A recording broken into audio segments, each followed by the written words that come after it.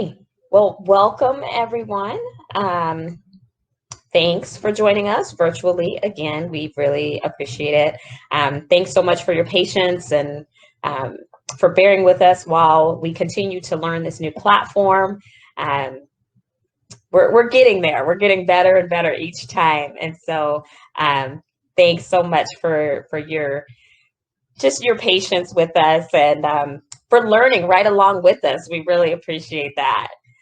All right, with that said, I'm going to attempt to share my screen. I think Cheryl has backup. I'm having some connectivity issues, so I will attempt to share my screen and get us going for tonight.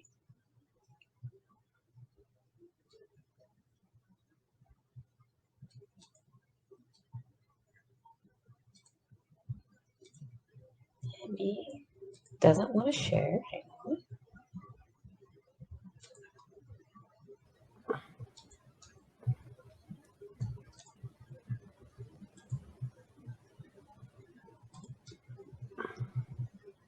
Okay, Here can you see my screen? Yeah. Yes, we can. Perfect. Let me see if I put it in slideshow view. Can you see that? Even better. Perfect. All right. Again, welcome to our February monthly meeting. We're glad to have you here. We're going to jump right in and start with Craig giving us an update on our new members. Hey, hi everybody.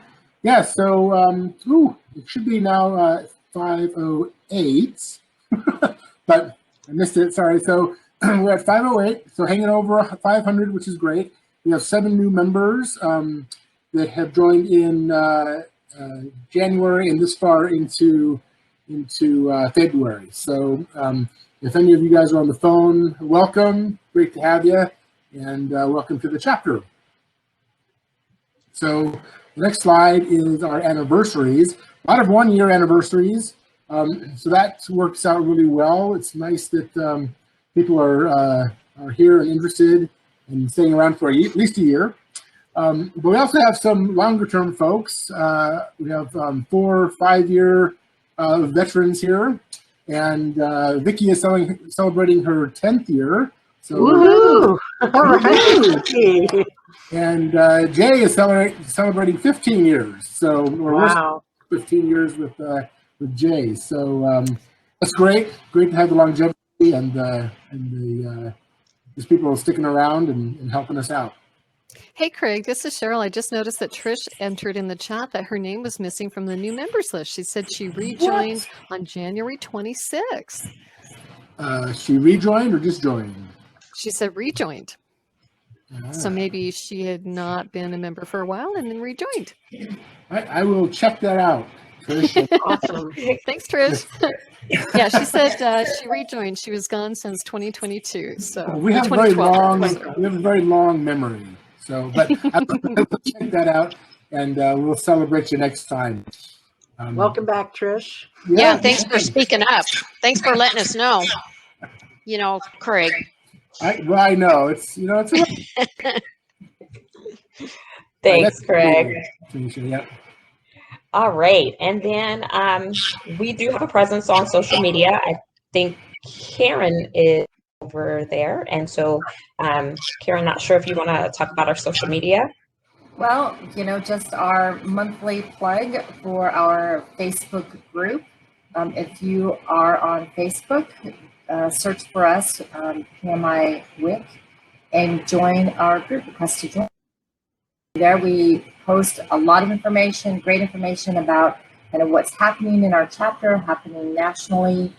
We have a lot of information out there. And if you have any questions, like, if you have a question around just project management principles in general, you can start to post that out there. We had some of that going on as well. But yeah, we'd love to see you out there. Awesome. Thank you, Karen. Yep. All right, we're moving right along to our communications platform. And so we'll have Cheryl give us some updates here. Hi, guys. Yeah, so the comm team is looking for 1 to 2 technical volunteers to join us over the summer to help us move from Google Suite over to Microsoft Office Business Premium for nonprofits. We're going to be migrating all of our emails, all of our artifacts, all of our data over to this new platform. And so we're going to need a couple of extra hands on that. So again, it's short term.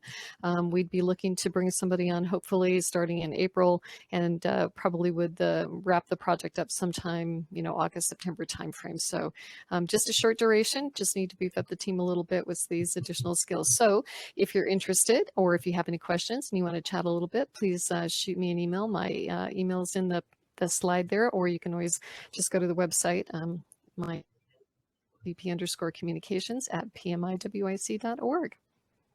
Awesome. Thanks, Tanisha. Thanks, Cheryl.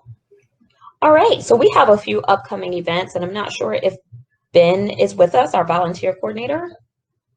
Is he out there today, Cheryl? Ben is not with us tonight. Okay, well, that's all right. I can, and unless anybody else wants to talk about the upcoming volunteer activities. So it's Vicki. I could go ahead and pop in there about the Idaho Food Bank. So I kind of started off this project a little bit, and then Ben hopped in and is coordinating and volunteering and stuff like that. So it's a great thing. I think like June from the Idaho Food Bank has told like Cheryl and I and Ben how much the increased demand has been from right there. So if any of you guys have any time on Friday, April 2nd, it's a great way to network, a great way to help the community and people in the community that don't have enough food to put on the table. We can make a major difference, whether it's donating online or showing up to go ahead and help package food. So let Ben or I know if you have any questions on that. Awesome. Thank you so much, Vicki. Thanks. We do have a lunch and learn event coming up on March the 10th. Looks like our presenter will be Sean Wilson, the Facilities Program Manager of City of Boise. The presentation is entitled The Important and Critical Connection of Projects with Strategy. And as always, it gets you a PDU. So make sure that you mark your calendars, make plans to attend that upcoming lunch and learn in March. And then we have been asked by the Develop Idaho Conference to present a project management session. That's going on tomorrow, February 25th. The theme or the title is Adapting Project Management to Changing Times. And a few of my fellow board members and myself will be presenting, as well as Holly Suit from Access Idaho. So we encourage you to go out to Develop Idaho website and get registered and join us over there. That session is also worth a 0.75 PDU. And so please go out there and join us as well. It'll be great to talk about the changing times and how project management is adapting to all of these changes that are going on. So join us there as well. All right, with that said, I think I'm going to turn it over to Vicki to talk about the Board of Directors open positions.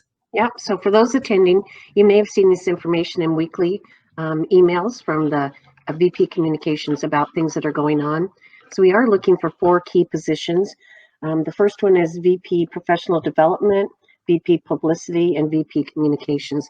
This slide has a little bit of information about how the process works, the timeline and things like that, but I certainly welcome email from any of you or even other members that you know that weren't able to attend tonight. We, in addition to the 3 positions as VPs, we also have the President-elect position. The previous 3 VPs that I talked about are a 2-year position versus the incoming or President-elect is a 3-year position.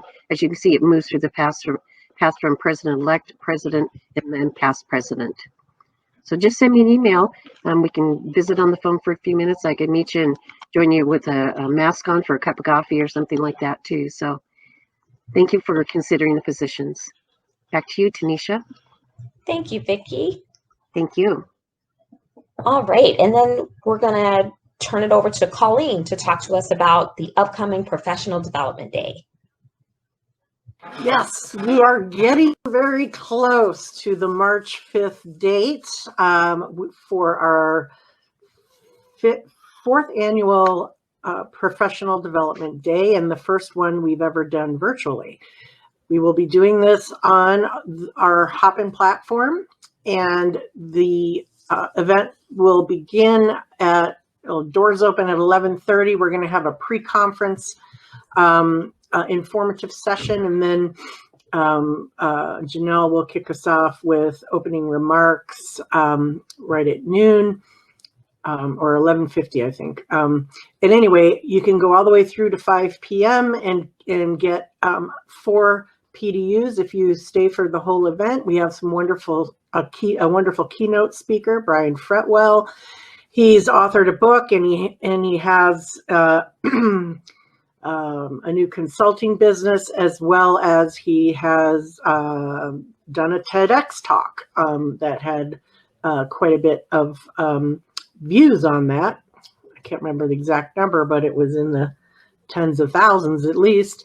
There's going to be, in addition to our keynote, there'll be 9 different breakout sessions that you can choose from. And if you choose to go the extra mile and submit a white paper, you can gain an extra PDU for a total of up to 5 PDUs for this event. The cost for the event is $60 for non-members and $40 for PMI members. And we do have a student rate as well, which is a real bargain at $10 a ticket. So this is going to be a really informative, information-packed day, and we really hope you guys join us. We're looking forward to it. Awesome. Thank you, Colleen. You bet. All right. We'll shift over to Becky to give us an update on the finances. Hold on. Uh-oh. Hi, Becky. I think we can hear you now. Can you hear me okay? Yes. Awesome. All right. Well, welcome, and thanks, everybody, for your time. As you can tell, for 2020, we had a bit of a blip there, honestly. It was pretty much a flat line, and this year I expect we will go up at least a little bit in 2021, but the folks that took care of finance prior to me joining last year obviously did a stellar job. So I have a hill to climb, if you will, but look forward to doing that with all of you, and have a wonderful evening tonight. Awesome. Thank you, Becky. All right. Well, we are getting ready to transition to our presentation for tonight. You guys help me welcome Eddy Franklin from Lumen. We're really excited to have him here. He's going to give us a slightly different perspective about project management. And so I am going to stop sharing so that he can share. But we do want to encourage you to please chat with us throughout the presentation, ask us questions, engage. If you feel like, you really want to share something, put it in the chat, and then we have the ability to kind of invite you along to share or to ask your question audibly so we can hear you. So without further ado, I'm going to stop sharing my screen. Remember, this session is worth 1 PDU for the technology element of the PMI Talent Triangle. And Cheryl, run me through it again. How do they go about making their claim for that PDU or submitting their claim for that? So we have the ability through Hopin to email attendees for all meetings. And so what we'll do is just send out either an attachment or a link. We do have this information out in a PowerPoint slide deck now, so it makes it a little bit easier for folks to get to. So look for an email right after the meeting. Perfect. Thank you. Mm-hmm. All right. Eddy, are you ready to go here? I think I am ready. All right. Well, we're so happy to have you. Thanks so much for accepting our invitation, and we're really looking forward to your presentation. All right. Thanks, Tanisha. So let me see if I can share here without any hiccups.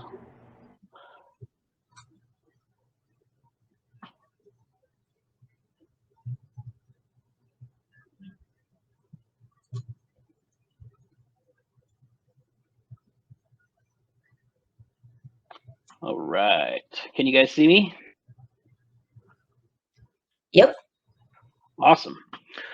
All right, so Lumen, not just a company, so we do a lot of different things. So we'll jump right in here.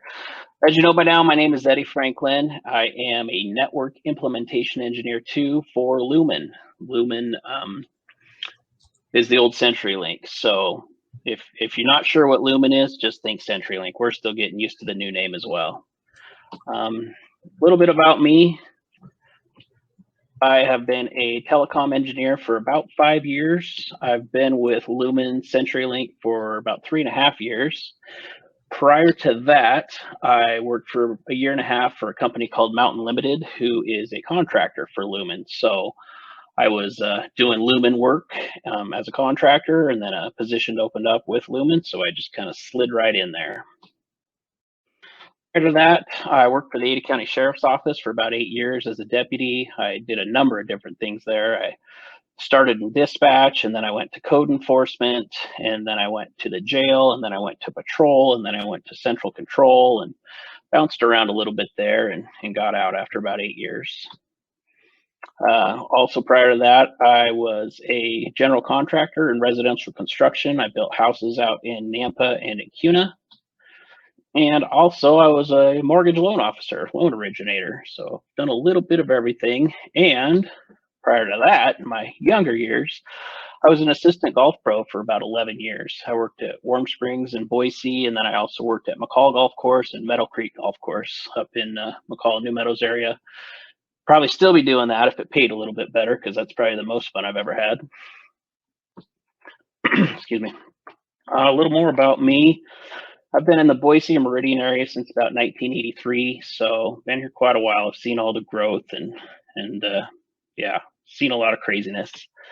Went to Capitol High School. Also, I graduated from Boise State in December of 2001 with a degree in marketing. So how I went from a marketing degree to engineering, I'm still not sure. I'm trying to figure that one out, but here we are. Also, I am an active board member of Meridian Youth Baseball Softball. Been doing that for about 3 years now.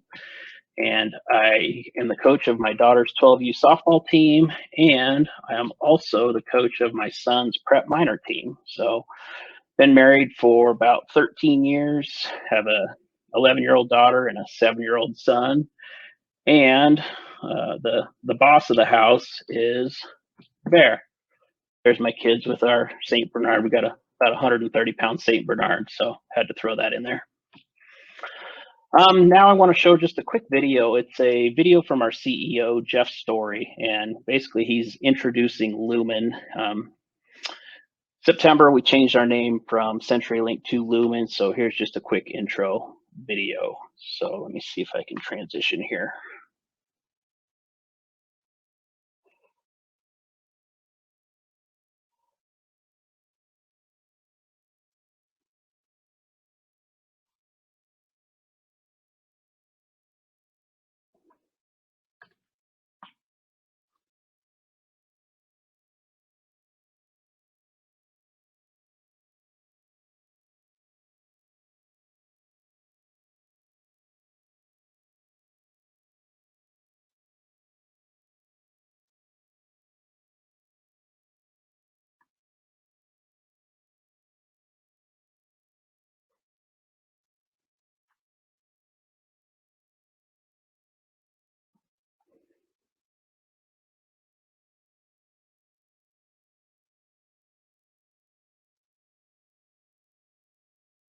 We're not hearing the audio, FYI. Yeah.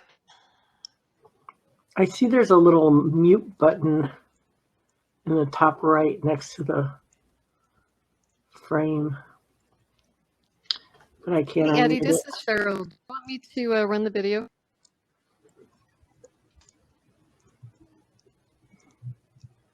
I wonder if it's because he's on mute. Sorry. Yeah. Well, I just came off. Was it working at all? Didn't hear Yeah, that. No. Yeah. Eddy, did you want me to run sure. it for you? Yeah. Yeah, okay, if you would, got it. please. Sure. Can do. So Eddy, while that's queuing up, can you tell me where's your headquarters? Okay. So it our should be queued up. headquarters is actually in Monroe, Louisiana. Okay.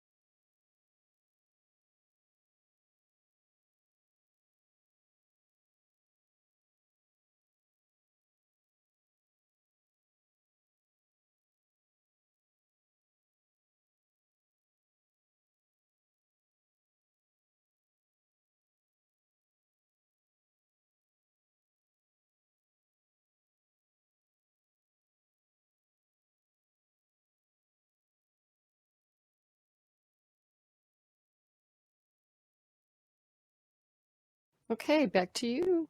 All right. So see if I can share again. Yeah. Mhm. Okay. It's not letting me. Do you need to stop sharing, Cheryl? I thought I did. There we go. Sorry, my bad. No, that's okay. Let's see. Okay, so Eddie, I'm sorry. I do want to know about your headquarters. Is that where CenturyLink was also? Yes, correct. Yep. Everything just stayed the same, and we rolled Okay. right into Lumen. Yes. Okay, interesting. I always thought CenturyLink was just here in Boise. Nope, absolutely not. They're Okay. very large nationally. So, yep, headquarters in Monroe, Louisiana. We also have a really big office in Denver area. Okay. Okay, am I back? Can you guys see me? It's coming back, yeah, but yep, we see your YouTube, so yep, I think. There we go, perfect. Okay, so one thing I wanted to add to on some of our background and some of the stuff we do, we're a very active family. We like to camp, and we like to boat, and we like to ski, and skiing kind of brings me to my next point. If I'm a little scatterbrained, I apologize. I've got a little going on. About 3 weeks ago, I blew out my knee skiing, and I actually have ACL repair surgery tomorrow morning, so sorry about that. All right. Ouch. On drugs right now?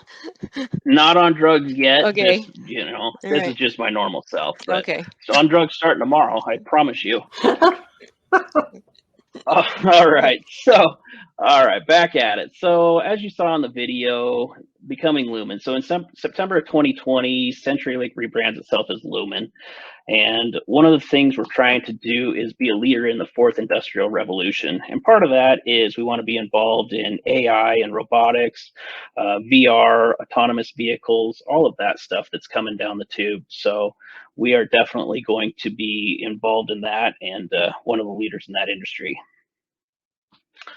So out of this rebranding, we created 3 separate companies. So we've got Lumen, we've got Quantum Fiber, and we still do have the CenturyLink name. So a little bit more about those. So Lumen is for global enterprises. This is the big company. This is the one where we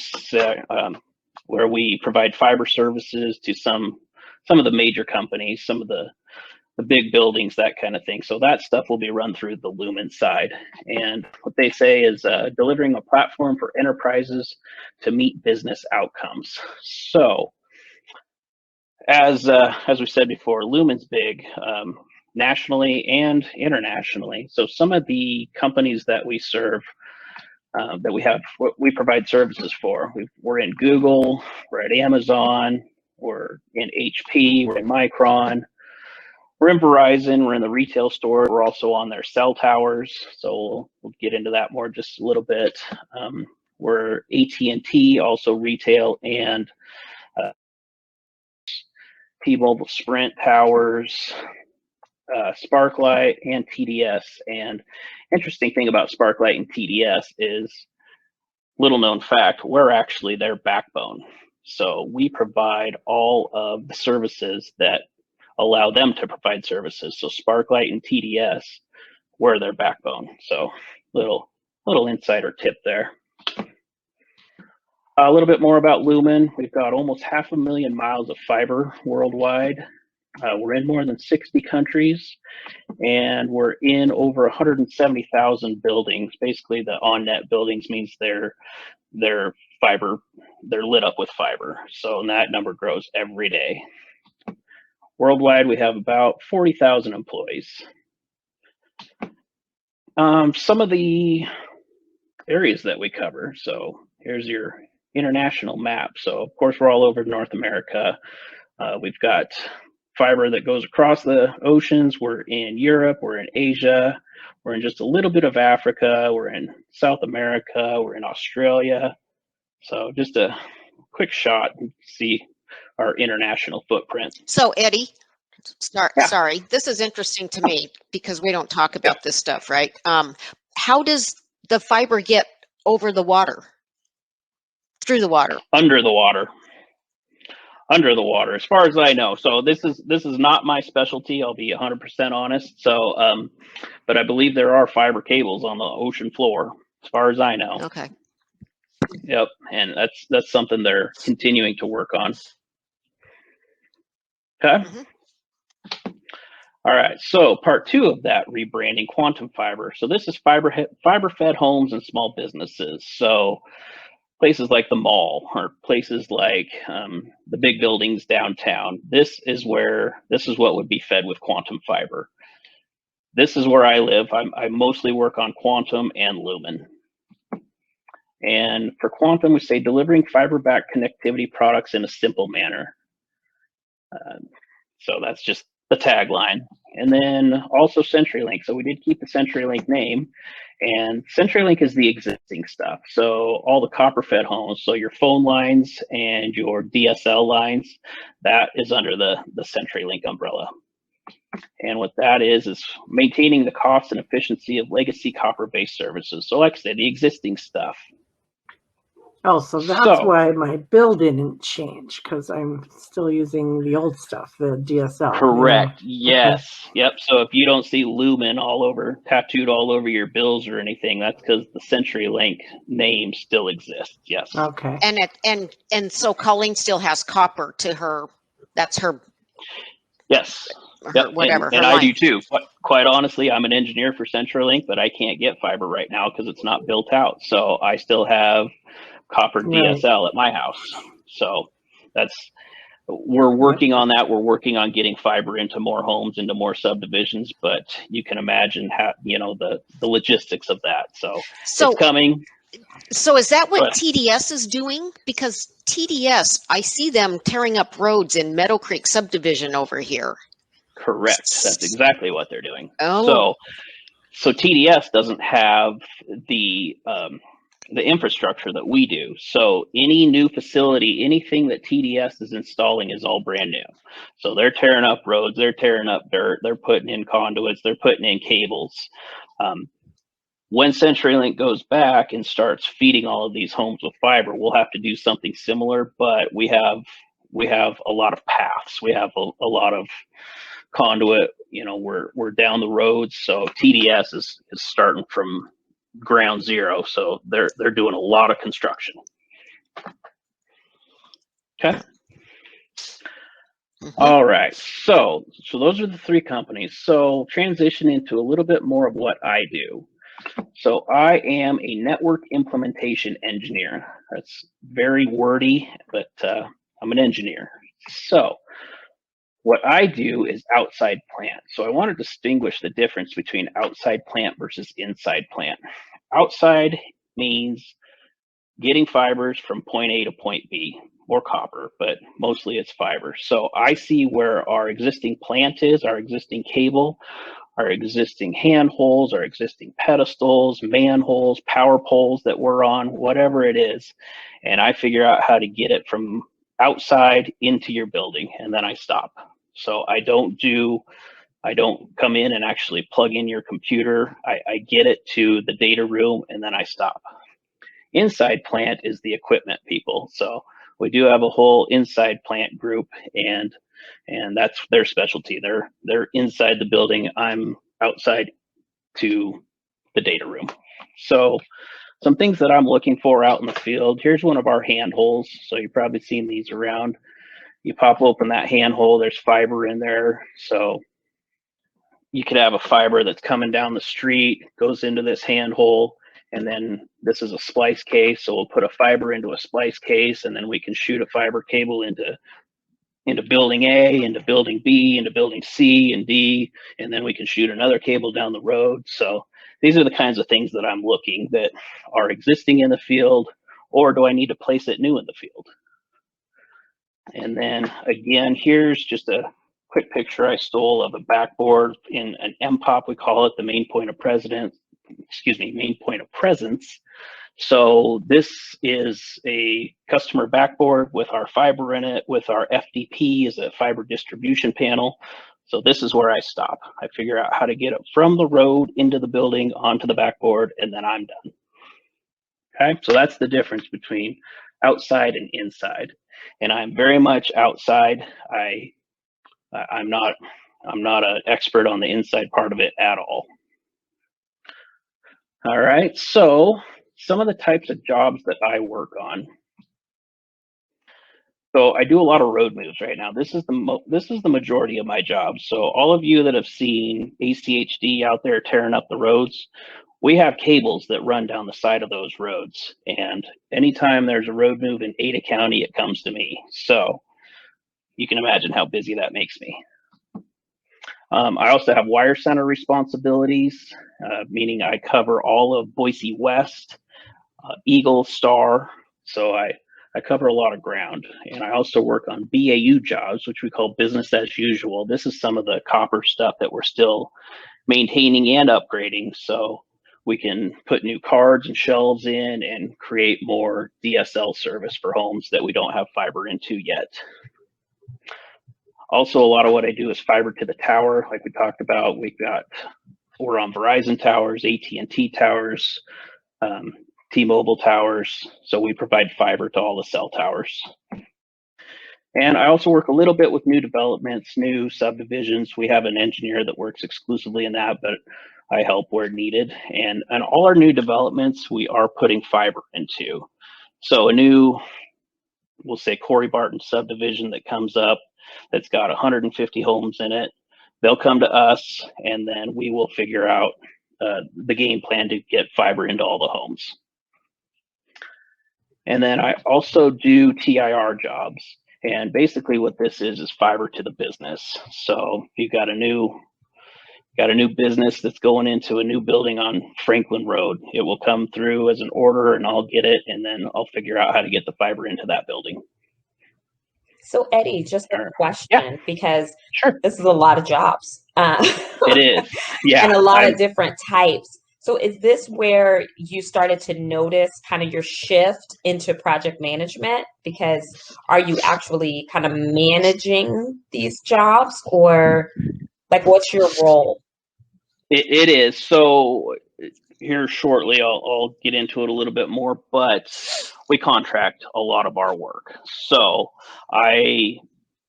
ultimately it's my responsibility though, to make sure that the budget's there, to make sure that we're doing the right thing, and we're putting the right equipment in, we're putting the right cables in and the right size. And so ultimately it does come back to me, but each one of these is an area of my responsibility. So it gets a little hectic. Yeah, seems like it would. Yeah. So Eddy, do you have like a team? I mean, are there like, so if you get a new, I don't know, a new development, do you, and you have to get, fiber in. So what's the first thing you would do? I mean, do you have people? Do you have people? We do. We've got people that help you. And you talked about Mountain Limited, so contractors. So they have a role here. So you just sit behind your desk and just tell people where to go and make sure that they meet, stay within. Do you have budget and schedule? And okay, correct. Yeah, that's the definition of a project manager. I go like this. You go there, and you go. We don't do any real work. We just direct others. We just point and direct and make sure everybody else gets it done. And then how do you? Sorry, this is just interesting to me because I want to know how you report out to your management or to your team, because as project managers, we have dashboards or whatever your reporting up tool is. But do you ever have to like do a presentation to upper management or send a dashboard over to whoever your management is and say, hey, this is how this is coming along, or you know what I mean? Yes, Just trying to absolutely. get the. So you're getting ahead of me Oh, I'm for sorry. one. So sorry. No, that's okay. So we don't have any kind of formal project management or engineering software that keeps track of our jobs. So really it's on us. I keep a pretty good spreadsheet of what my jobs are, my job number, the flow, where everything's at, and I date and timestamp everything. So I know when I receive something, I know when I send something out. So, and all these different kind of jobs, I have a different share site, a different Excel spreadsheet. So management can see these because they're all on share sites. So I live in Excel, unfortunately. But I wish there was a fancier software program that could manage some of this, but we don't have it. Okay. Hey, Eddie, this is Craig. Just a question, because I've been involved in other companies that do this as well, where they have engineers basically running these projects. Does Lumen actually hire people that are called project managers? We do have project managers. So here in a couple slides, you'll see some of the different orders that we get. So we do a lot of wholesale work. We have other companies that can sell our services, and every wholesale order does have a project manager. So they will make sure that the order goes out to the local engineers. It'll go through planning, it'll go through design, it'll go to construction, and then it'll get turned on for the customer. So just to oversimplify, yes, we do have project managers. We also have some employees, some assistants that we call SPOCs. They're our single point of contact. So they actually can interface with the customer and tell them exactly what the status is. Okay, great, thanks. So we do, yeah, I've got calls every day on status updates. So my road move call is on Mondays. My wire center call is on Wednesdays. My fiber to the tower call is on Mondays. So we do, my manager runs most of these. So he's very involved in most of these jobs. So we will have these calls and update the spreadsheets and put them on the share site so everybody can see them. So between Microsoft Teams and Microsoft Excel, that's a lot of what I do. All right, so what I'm doing the most of right now, thank you, ACHD, is road moves. So ACHD and ITD keep me very busy right now. All of that Chinden widening from Highway 16 to Eagle Road, that's me. So all of our facilities that need to be picked up and slid out of the way, I work those. I have those engineered and I get those routed to construction. Some other types of road moves that we can get at times is straight from developers. I'm working one right now that's out in the South County. They're building a subdivision with about 400 homes, I believe, and ACHD is actually making them widen the road and put in a roundabout. So with the road widening, we're going to have to remove some poles and put some new cables up. So I'm working directly with the developer on that. And then a very important part of my road moves is collaboration with other utilities. I work with Idaho Power every day. We also work with Zayo, we work with Verizon, we work with Sparklight, we work with Suez Water, we work with the City of Meridian for storm drains and sewer pipes and all of that kind of thing. So we do have meetings on all of these road moves. We always have a coordination meeting. So that is definitely a big part of what I do. Okay, and then another very busy time right now is our FT3, we call it fiber to the tower. So I'm working on Verizon towers, and then I'm also the lead engineer for the Verizon 5G project. So there's about 200 antenna sites around the valley that Verizon is building to provide 5G service. So that has kept us very busy. Also work with engineers and project managers from AT&T for all of their cell towers as well. And of course, T-Mobile. So we've all seen it. Quick shot of a cell tower. We stop, so we'll bring fiber to the hut that's at the base of these poles, hand it off there, and then their people will actually take their fiber cable and run it up the pole and put the antenna sites on. And then if you've been in the Meridian, you'll see these fancy pine trees that really are cell towers. So just in case they were trying to fool anybody. Okay, any questions there? All right. So, okay, So, I do have one question. I'm so sorry. Yep. But fine. so what software? There must be some like big fancy CAD system or something that you lay all this out. I mean, is it just There is. okay? I was There is. okay because it can't just be Excel. No, it's not. We do have a design system. It's called NDS, and here in about 2 or 3 more slides, I'll show you. Okay, jumped ahead. Sorry. No, you're fine. All right. So a question came up: where does all my work come from? How does the work flow to me? Number of different ways. So we certainly have Lumen sales folks, inside salespeople that are out selling to businesses all day, every day. Make a sale, they'll create an order, it'll come to me. We also, like I said before, we have wholesale vendors. They can sell our services like data tells, people like that. And I get a lot of work directly from customers. So a direct from a customer type of work would be, hey, I'm gonna dig a hole and build a swimming pool in my backyard. I called Digline, they came out, they marked it, and I've got a phone line that runs right through my backyard. So what can I do? I'll go out there, meet with them, figure out how to reroute their cable, figure out how much it's going to cost. Somebody buys a new house, there's a pedestal that's sitting right in their front yard. They don't like it, they think it's ugly. We're okay to be there because it's in right away, but they want the pedestal moved. We'll go out there and come up with a quote. So that's how I get directly from customers. And also, of course, local agencies. So that's like our ACHDs, ITDs, Suez Water, things like that. Okay, so some of the tools that we use. This is where you were going, Jan.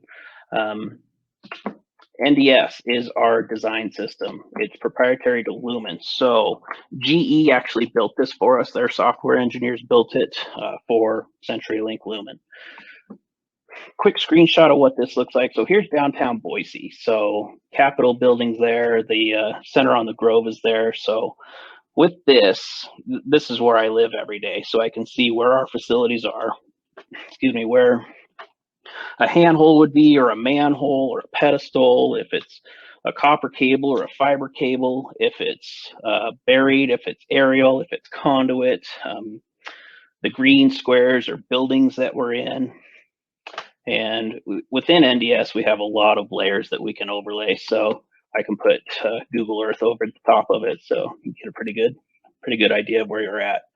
So here's our main design software. So it's not an AutoCAD. It's separate from that. We do use AutoCAD a little bit. Some of our contractors do, but this is our NDS system.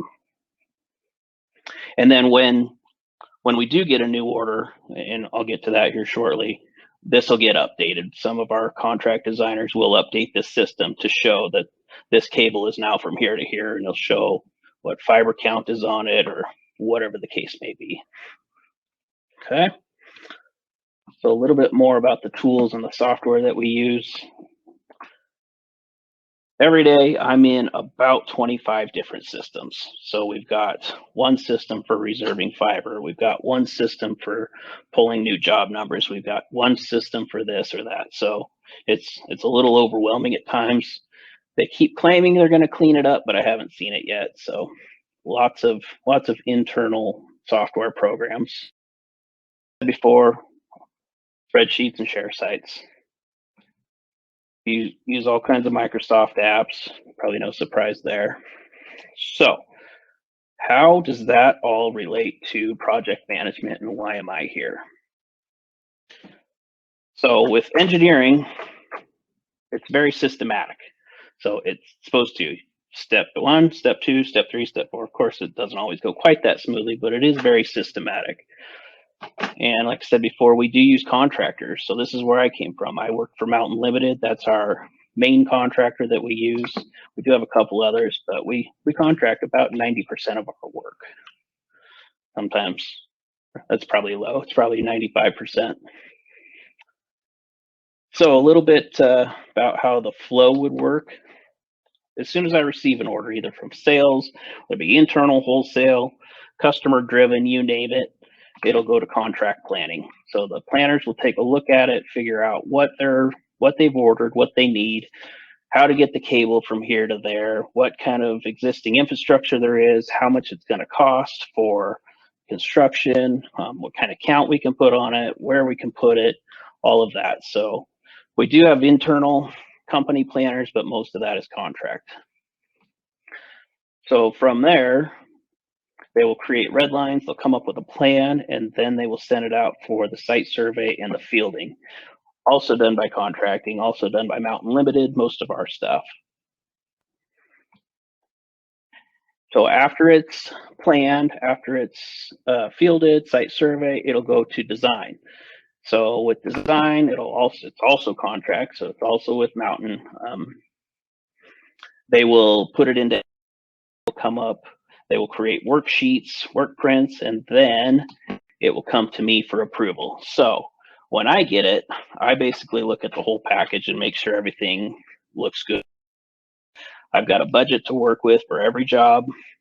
I need to make sure that we're planning for the future too. So we want to make sure that the cables we're placing are big enough, not just for this customer, but for the building next door that could order service tomorrow. So we're always trying to build up our network. So after I look at the whole package and approve it, then it'll get routed to construction. Again, contract. We don't have any construction crews within CenturyLink or Lumen. So right now our construction contractor is Track Utilities. So if you see a Track Utilities truck out there, they're doing CenturyLink work. So there's two pieces to construction. There's the placing side, which is physically placing the cables, the handholds, the manholes, the pedestals, placing that in the ground. And then after that is all done, then they will send their splicing crew out, and they'll actually sit there and splice together either the copper pairs, or they'll do the fusion splicing on the fiber pairs. And the testing part of that is we'll send it all the way to that FDP that I showed, the fiber distribution panel in the customer data room, send light back to our central office, make sure it's all up and running, and then we're done. And then after all that's said and done, it'll come back to me for verification. So based on what was planned, and we get as-built, so I have to make sure that our contractors did what they said they were going to do, make sure all the money makes sense, and then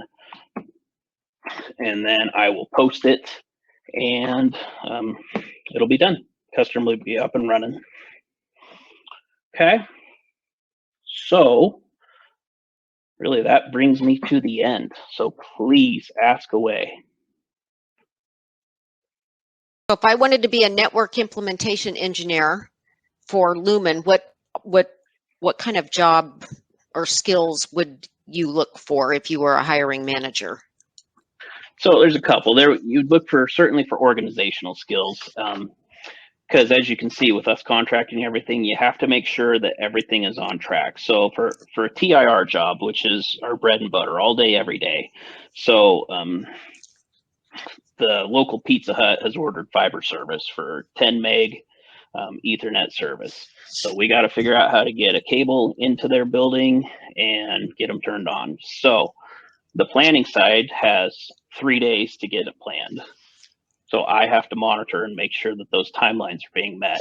So it's email all day long, right? So I've got a separate Outlook folder for every job out there. So I'll make sure that they meet that 3-day timeline for planning, and then it'll go to design. They've got 3 days to get it designed. So again, I have to monitor that, and then it'll come to me. I'll route it to construction.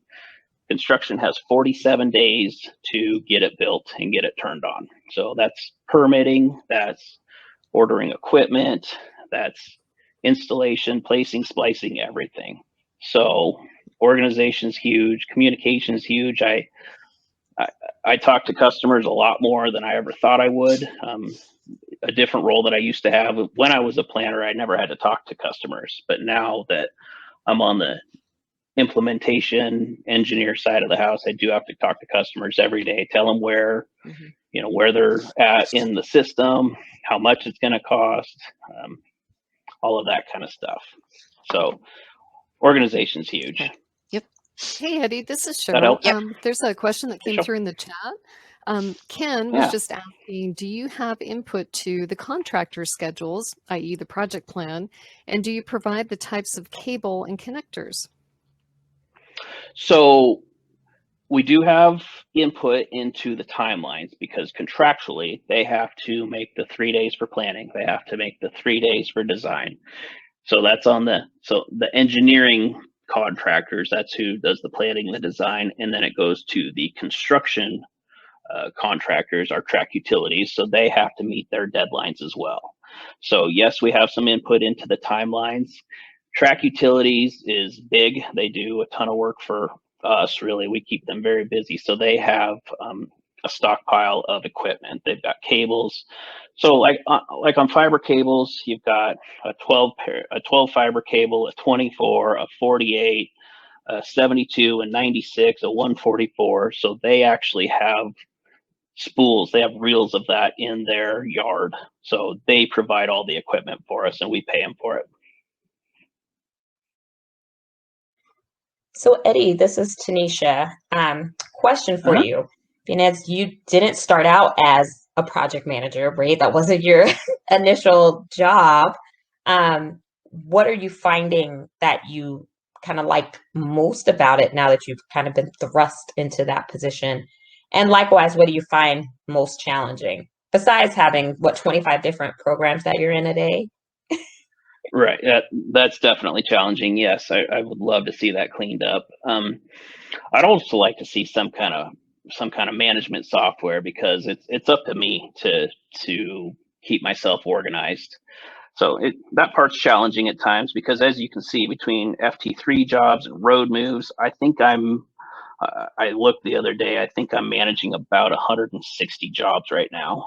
So keeps me on my toes. So when I started at Mountain Limited, I started as a planner. So order would come in, I would get it.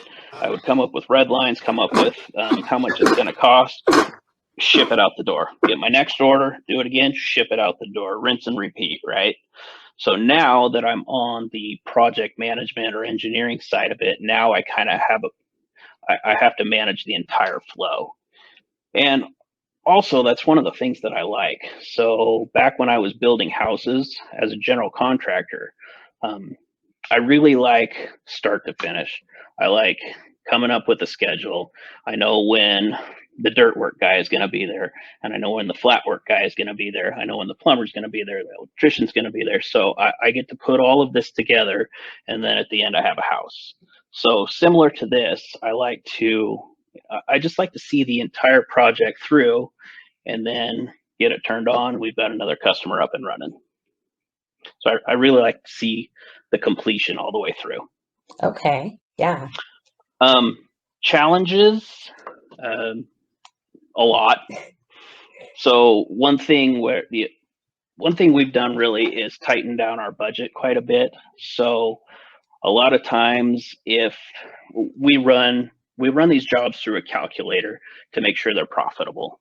So if it comes back and it comes out of our calculator that it's not profitable, we need to go to the customer and we need to ask them for some money up front to kick in on the front end of it. That's tough, because you've got a small business that wants our service, wants to get up and running, but construction costs, it's going to cost us $40,000 to build it, right? So the calculator kicks out that I need to go and talk to them and tell them, hey, it's going to cost you about 20 grand to get this done. What do you want to do? So that part's a little bit tougher because about 2 or 3 years ago, we had a a bigger checkbook. So that was easy. Some of the tougher conversations are coming up now, but not too bad. Eddie, Thanks. Colleen here. I got a question. Yeah, So I sure. live in Lakewood, and they Idaho Power recently came through our development, ripped up all the streets, and laid down new power cables, and then put the street back together, and it was a huge project. Are you guys going to come in now and do the same thing for fiber? Am I going to get my street ripped up again? No. Okay. The short answer is no, unless ACHD comes through there for some reason and tears it apart. And if and when they do, then yeah, we'll go in there when it's bare dirt. But you can blame ACHD for that kind of thing and not me. But the fiber, so the existing subdivisions that we're going into with fiber, there's less of those. We're going into new subdivisions because the asphalt is not poured yet. The driveways aren't poured yet. So we can dig in dirt and we can put the paths down there with no problem. We go in joint trench with gas and water and all that kind of stuff. So the new stuff is easy because it's dirt. But if we were to go into an existing subdivision, we would bore everything. So we've got Track Utilities has bore machines, so we would just shoot it under the road. Existing pathway where Yep, we bore all day every day. So yeah, we would bore it. Okay. Yep. Eddie, it's Vicki Smith. To kind of tag on to what Colleen was just talking about, especially related to road moves. If you put on your inventor hat or your thinking out of the box hat, is there something different we can do rather than having utilities run along the side of every road in Boise when we're constantly widening and expanding our roads? What could we do differently that would save time and trouble and repaving and redoing time and time again? So the short answer is no, because we don't have right of way. So these roads, if you've got a 4-lane road that's got private property on the north, private property on the south, we're in the right of way. We may only have 3 or 4 feet of right of way that we have to get cable. We have to get Lumen in there. We have to get, you name it. We all have to go in this utility corridor. I would love to pop out 10 feet out or whatever if there was enough room to predict the growth, but we don't have right of way. It's still private property. So ACHD, when they plan their road moves, they go through and they acquire right of way for us to go into. Interesting. So not a way to pre-plan better, right? Yeah. We're stuck with the real estate that we're given, unfortunately. Interesting. Thank you. Yeah, you bet. So Eddie, this is Cheryl. We had a couple more comments in the chat. I was just going to mention again from Ken. He talked about how you had mentioned that your contractors must hit timelines. And if they make the timelines, are there fines for not making those timelines? So the short answer right now is we're working on it. So Track Utilities, they do have timelines that they're supposed to hit. If they miss a deadline, right now we're documenting everything because the contract renewal is going to come up in about a year. So when their contract is up, it's going to get sent out, and there's a chance we'll have a different contractor. We're not able to penalize them monetarily or fine them or anything just because the way the contract is written. I wish there was. So the penalty for them missing a deadline right now is a strongly worded email and say, please do better. Thank you. You bet. Do you also have to send those strongly worded emails? I don't. Oh, that's good. That's above my pay grade. So no, our managers. So I have an engineering manager, and then the construction side has a construction manager. So those guys get to have those conversations. I just keep plugging along. Okay. This was so interesting. This is such a kind of different perspective, right? From traditional, what we think of project management, kind of like that quasi project management, right? You just showed up one day and they're like, hey, you're the project manager, or they don't even call you that. They just give you all the responsibilities of a project manager. So it's interesting to see it. So Yeah, so there's certainly a technical aspect to it as far as, some of the equipment, some of the facilities that we place. There's certainly some industry specific technical knowledge that you need to have there, but a lot of it is project management. A lot of it is management and managing your contractors. And we have to have contractors just purely based on workload. Yeah, so scope, schedule, So, resources. Yep. Yeah. Well, the other exactly. thing too that I was kind of keying in is when you said 100 and plus 60 projects or whatever that you're kind of Yeah. in the middle of right now. I mean, one of my challenges as a project manager, and I only have 3 projects right now, is context switching. You kind of Yeah. are working on one project and then, oh goodness, you have a fire drill that you have to jump off of that and go work on this one. And maybe it's because I'm old now, but I have a hard time, because I'm focused on something, I'm deep into this project, and now this one over here needs attention. So I can't even, and that's just 3. So Yeah. And that's a great point. So I do have to switch gears all day, every day, because who's screaming the loudest at Yeah. what moment? So do I need to be focused on road moves because Knife River is out doing the work on an ACHD road, and they need to dig this up tomorrow, and I need to get my cables out of there. So am I trying to put out that fire, or am I, trying to get this cell tower lit up or whatever? So I do have to bounce a lot. It's whack-a-mole. It's like you're playing whack-a-mole at the fair. It is. Yeah. And like I say, I never know how one day is going to go until I open my email that morning and figure out who's screaming the loudest. Yeah. So in a perfect world, it would go contractor to contractor to contractor to contractor to me. Good to go. We all know that's not how it works. That's that perfect world. You're the value add in Right. between. So we did have one more question Right. submitted. It was actually in the event chat, so I just saw it. Sorry, Don. Don submitted, if Lumen is a global tech company, would it be good for them to invest in some project management software? Absolutely. Yes. Please, Dawn, let me give you my boss's name and email right now. Yes, please. So, and honestly, that's how I manage my workload. I do handwritten notes. I've got Excel spreadsheets just to keep me on track. But, all the share sites and all the spreadsheets, that helps. And certainly I know what's hot. I know what's, what needs to be done tomorrow. It's like any system, right? You have to learn it. Even no system is perfect, right? There's right. No perfect system, so you just learn to live with it, and then you get to the point where you're so good at living with it that you don't want to. Change is going to upset the whole apple cart for you. Right. Right.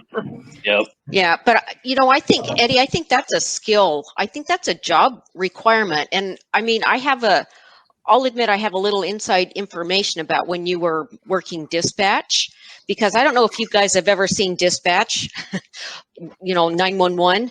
You've probably seen it on TV, but there's like 6 or 7, well, maybe not quite that many, 6, 3, whatever, monitors that are all doing something. And so you got to keep an eye on all of that stuff. So the multitasking and just the way that you can switch around, I think that's a skill set, honestly. Mm-hmm. So because I've seen you in action. And you're right. So yeah, in dispatch there was 6 screens, I think. So depending on where you're at, if you're taking calls, you're working on this screen and you're trying to listen to the caller and get information and put it into the screen and then create a call, and then it'll go to whoever's working Boise City at the time, say. So they'll get it and go, okay, now I know I got to send this to that guy or this guy, and then you have to turn on a dime, right. And that's how it goes here, because you can see the different types of jobs that I'm involved in,